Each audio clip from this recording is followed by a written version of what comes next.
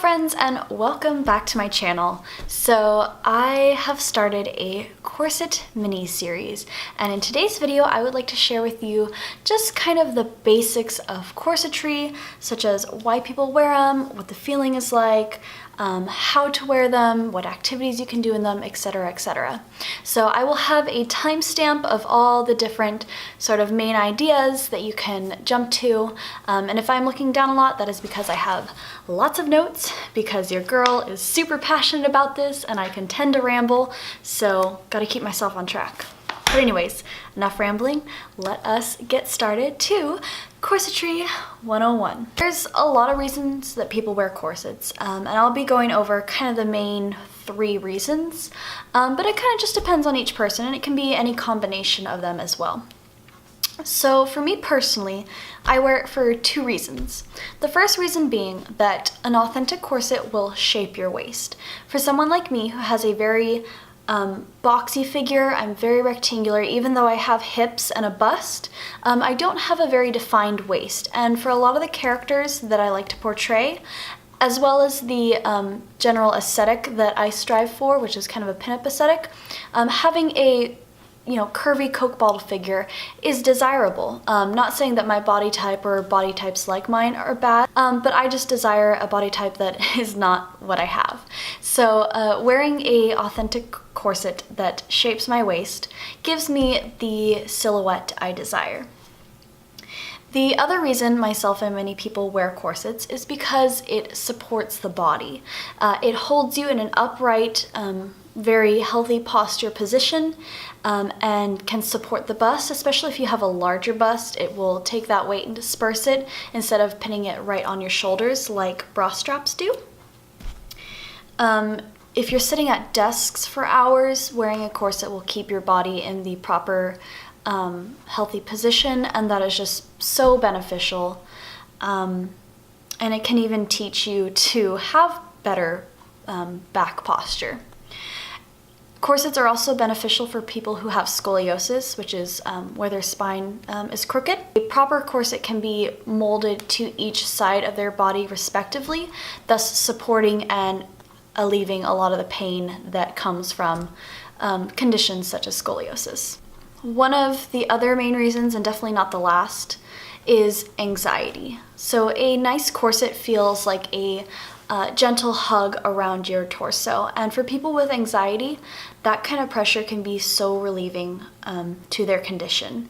A good corset will act almost like an anxiety blanket, putting that nice even pressure over you that comforts you, and so people can wear it for that exact reason. So then what does a corset feel like? Well, obviously a good corset will feel like a nice tight hug, because there is vertical boning that will keep you up straight and tall. It will feel a bit of a different posture. It's definitely a more rigid feeling. You don't have a lot of the bend at the waist that you would normally wearing regular clothing.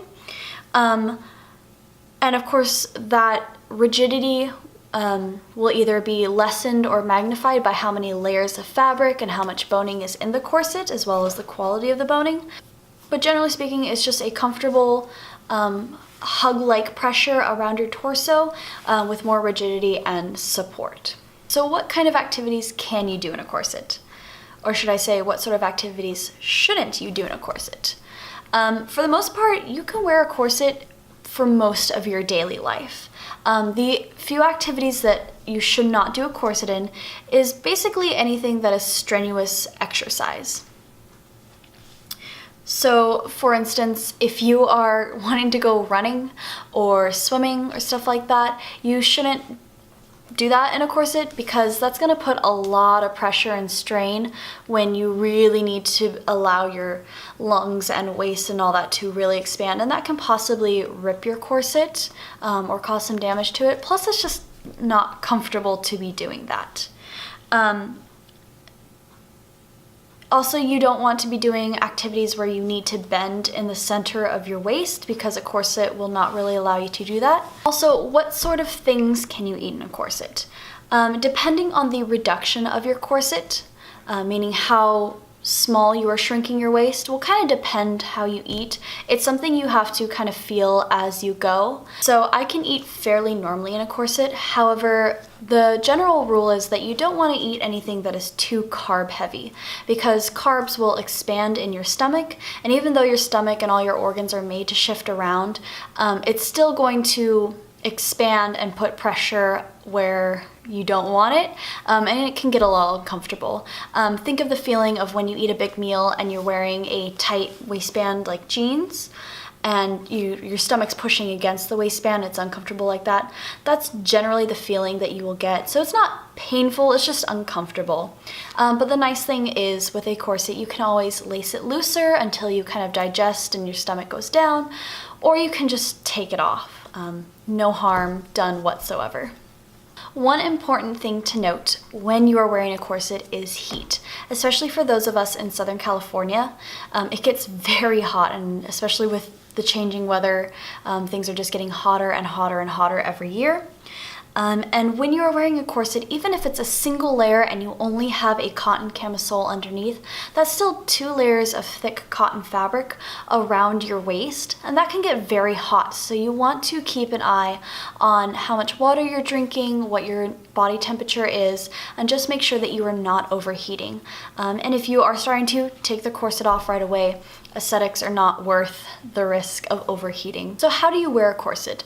I'll be showing you guys in a later video how to actually lace up your finished corset, but for now we'll go over just the general how to wear one. So generally speaking, you want to wear some sort of camisole between your body and the corset. That is because a corset is not a garment that is easily washed.